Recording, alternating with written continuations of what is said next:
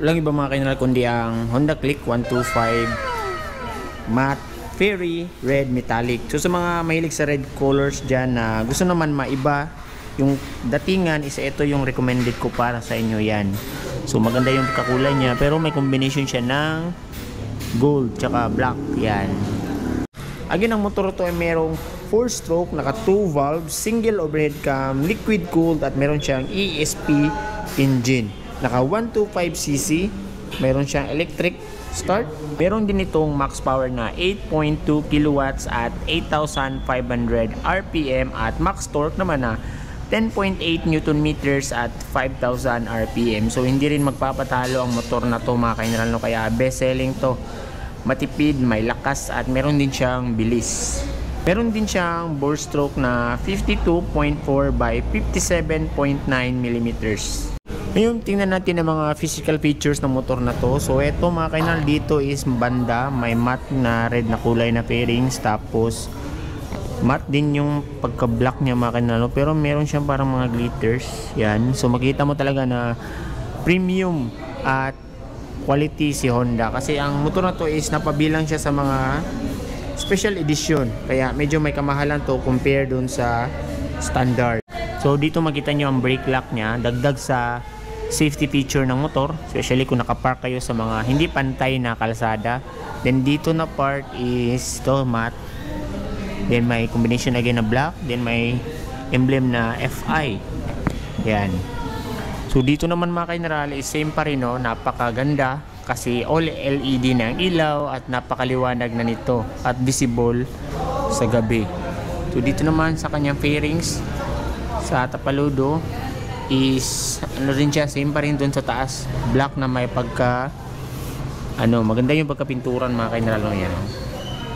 Then equip na rin ito ng combi brake system, which is yung pag-brake mo, gagamit ka ng brake is nadidistribute sa dalawang gulong, kaya safe na safe siya. Ang braking system sa harap is naka-disc brake yan, naka single pot caliper lang.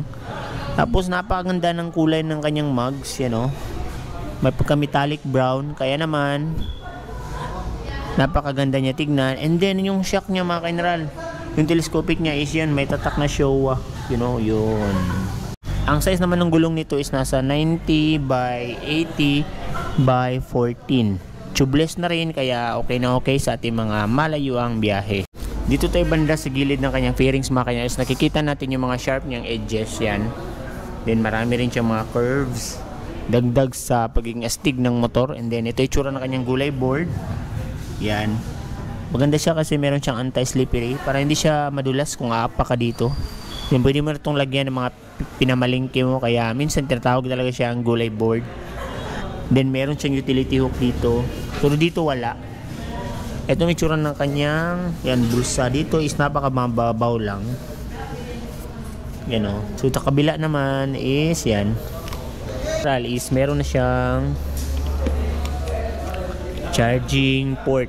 So dito naman mga kainral sa kanyang mga pindutan is nandito ang kanyang high beam, low beam, busina, turning lights. Yan. Tapos dito is nandito ang kanyang electric start. Tapos ito yung tsura ng kanyang meter panel. All LED na ito mga kainral, kaya goods na goods at visible siya.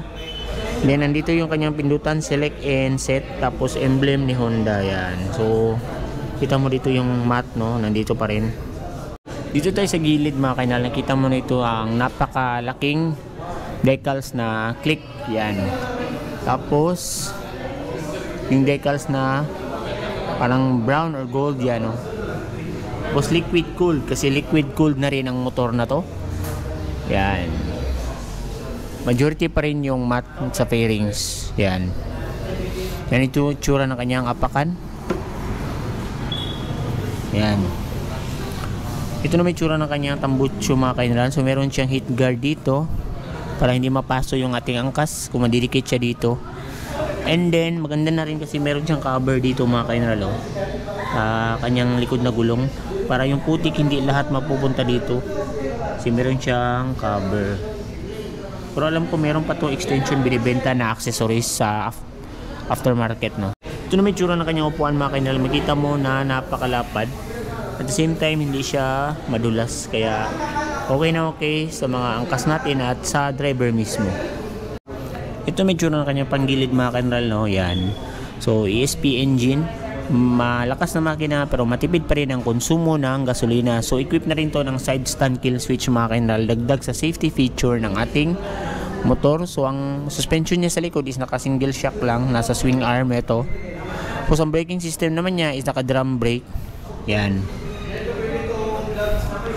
So, ang kanyang size ng gulong sa likod is, tingnan natin, ito, 100 by 80 by 14. So, tubeless na rin to. At the same time, napakaganda ng pagkakulay ng kanyang mugs. Yan o. Brown siya na metallic.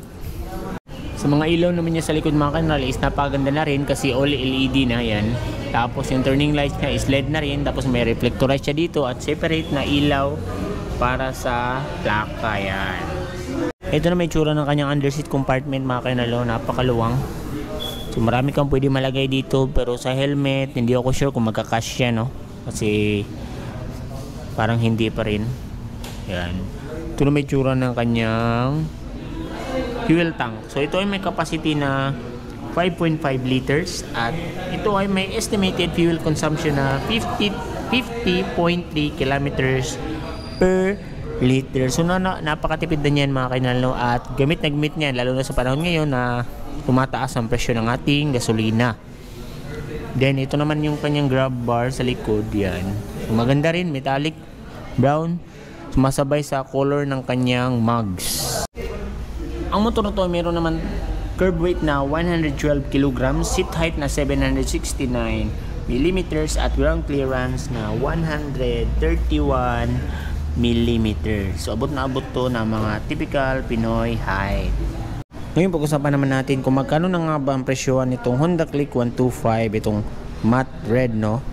Ito siya ngayong 2024. So ang cash price niya is nasa 87,000 pesos.